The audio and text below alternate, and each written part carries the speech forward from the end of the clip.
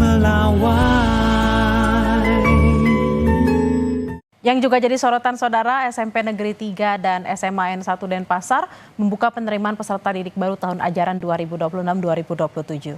Sekolah menyediakan 5 jalur seleksi bagi calon peserta didik. 5 jalur penerimaan siswa baru meliputi jalur domisili, jalur afirmasi, jalur prestasi, jalur mutasi, dan jalur tes kemampuan akademik.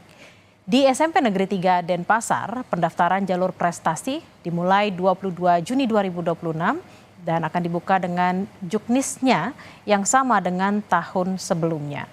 Namun ada perbedaan pada jalur prestasi akademik tes kemampuan akademik. Sedangkan untuk jalur SPMB lainnya seperti jalur afirmasi, mutasi, dan domisili tetap sama seperti tahun sebelumnya.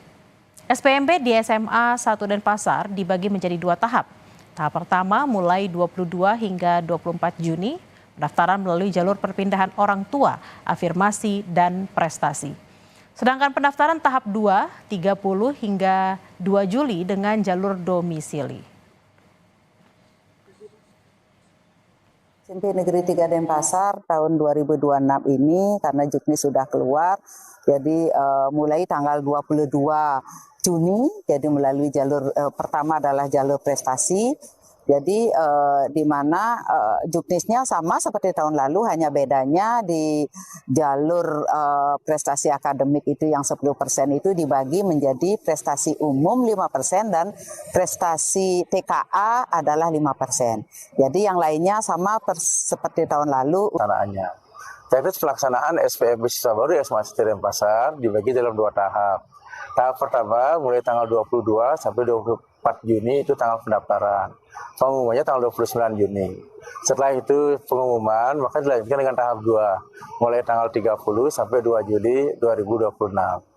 Nah, untuk tahap 1 ini kita menerima tahap melalui jalur perpindahan orang tua, jalur afirmasi, dan jalur yang namanya jalur prestasi. Untuk tahap 2 itu khusus untuk jalur domisili. Biar tidak mati, 3 jalur pendaftaran sistem penerimaan murid baru 2026 di Bengkulu resmi dimulai hari ini, saudara. Ketiga jalur pendaftaran sistem penerimaan murid baru tahun 2026, yakni jalur prestasi, afirmasi, dan mutasi di Bengkulu resmi dimulai dan berlangsung hingga 5 Juni mendatang. Meski pendaftaran SPMB bisa dilakukan secara online di rumah, hari pertama pendaftaran, wali murid terpantau ramai mendatangi posko Dinas Pendidikan dan Kebudayaan Provinsi Bengkulu untuk berkonsultasi soal syarat pendaftaran. Disdikbud Provinsi Bengkulu memastikan semua keluhan dari wali murid terselesaikan lewat posko ini.